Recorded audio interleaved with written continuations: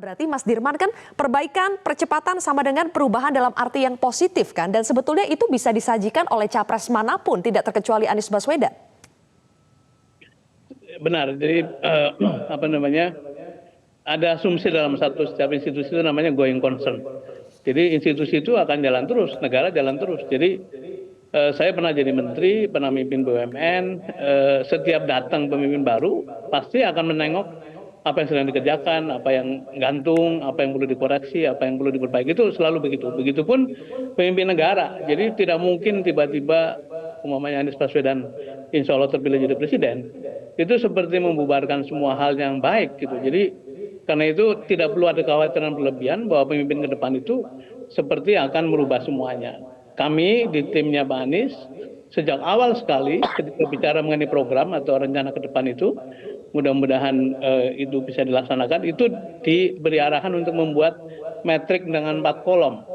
Mana kebijakan-kebijakan program yang baik dan mesti dipertahankan, mana yang perlu ada koreksi, perlu ada perbaikan, mana yang perlu dilakukan evaluasi menyeluruh, tapi juga mana yang merupakan tawaran baru sama sekali. Jadi metrik ini akan menjaga yang tadi disebutkan, kesinambungan, tapi juga ada pembaharuan. Kalau pemilu tidak mendatangkan perubahan atau perbaikan, apa? Justru itulah indahnya demokrasi kan.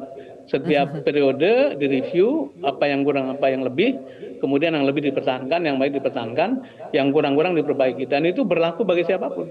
Bahkan umpamanya Mas Ganjar dan Pak Prabowo yang terpilih jadi presiden pun pasti akan melakukan itu. Jadi tidak bisa melebih-lebihkan seolah-olah koalisi perubahan itu akan membubarkan semua yang dicapai Pak Jokowi. Begitupun tidak juga tepat kalau dikatakan Pak Prabowo dan Pak Ganjar hanya akan melanjutkan apa yang ada. Pasti akan ada unsur-unsur pembaruan. Nah ini mungkin yang dikatakan Pak Yusuf Kala tadi adalah soal approach, soal pendekatan. Dan kami di koalisi perubahan memang arahnya adalah selalu ingin mencari ruang-ruang perbaikan.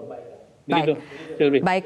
Bang Ade, jadi kan tidak perlu ada yang dilabeli ya bahwa capres ini akan melanjutkan, capres ini tidak akan melanjutkan, biarkan mereka semua ini bertanding dalam koridor yang sama.